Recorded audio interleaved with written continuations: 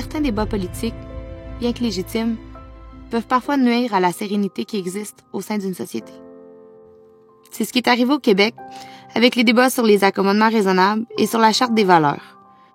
Ils ont alimenté la haine et ont donné l'occasion à une minorité raciste de commettre des actes haineux.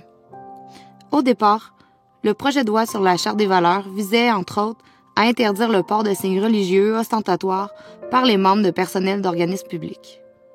Puis, les discussions se sont enflammées dans les médias et le débat s'est orienté vers le seul signe religieux qui dérangeait, le voile islamique.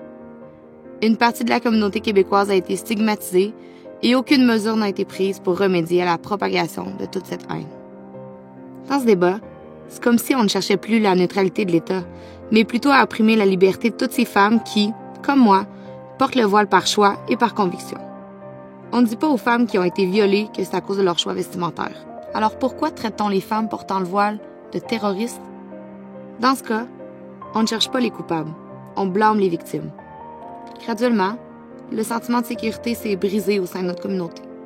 On a commencé à avoir peur, à se sentir rejeté sans repère, au point où je me suis demandé vers qui me tourner pour trouver protection et soutien. En parallèle, je voyais ailleurs dans le monde des civils musulmans se faire massacrer chaque jour, avec les médias qui préfèrent parler de musique plutôt que de dénoncer les horreurs commises contre les jeunes enfants innocents. Je me suis demandé qui allait donc aider ces victimes. Pourquoi personne ne bougeait au niveau politique et communautaire? Alors est apparu en moi un grand sentiment de rejet et d'injustice. Je me sentais piégée. C'en était trop. Je ne voyais qu'une seule voie à suivre. Quitter mon Québec pour aller aider les victimes de la guerre. Mais j'ai changé d'avis, puis je suis pas partie. Tout ce cheminement m'a fait vivre plusieurs émotions. On sort pas intact d'une telle histoire. Même si je les oublie à certains moments, les blessures sont toujours présentes au fond de moi. Avec un peu de recul, je me rends compte que le meilleur moyen d'aider les autres, c'est en m'aidant moi-même, en apprenant à connaître mes capacités, mes limites.